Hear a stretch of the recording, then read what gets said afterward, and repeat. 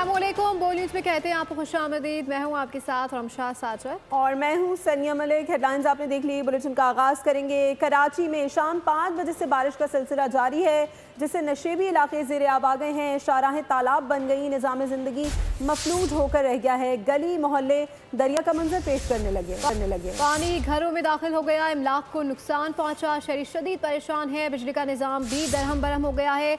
मुतादिद इलाके तारीखी में डूब गए हैं। आपको अपडेट कर रहे हैं। कराची में शाम 5 बजे से बारिश का सिलसिला जारी, नशेबी इलाके ज़ेर आब आ गए, शाहराहें तालाब बन गई, निज़ाम ज़िंदगी मफलूज, गली मोहल्ले दरिया का मंजर पेश करने लगे हैं। पानी घरों में दाखिल हो गया, इमलाक को नुकसान पहुंचा है, शहरी शदीद परेशान है। बिजली का निज़ाम भी दरहम बरहम हो गया।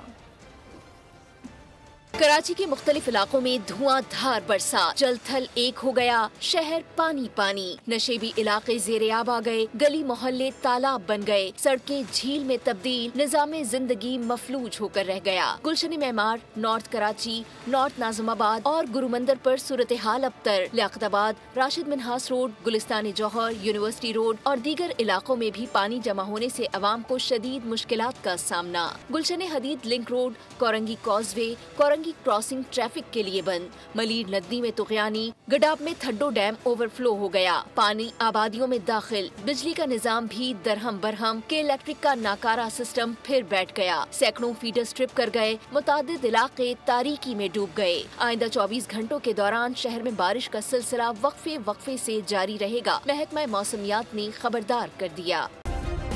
सब्सक्राइब करें और बेल दबाएं ताकि कोई खबर रह न जाए।